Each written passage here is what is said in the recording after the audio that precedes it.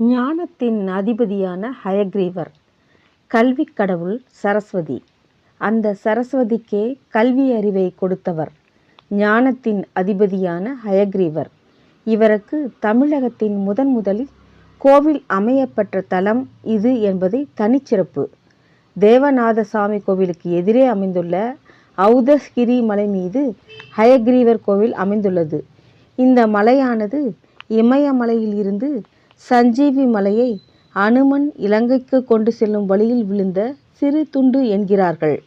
இங்கு வசித்து வந்த வேதாந்த தேசிகர் என்பவர் ஹயக்ரீவரை பெரிதும் விரும்பி வழிபட்டார். அவருக்கு ஹயக்ரீவ மந்திரத்தை கருட பகவான் உபதேசித்தார்.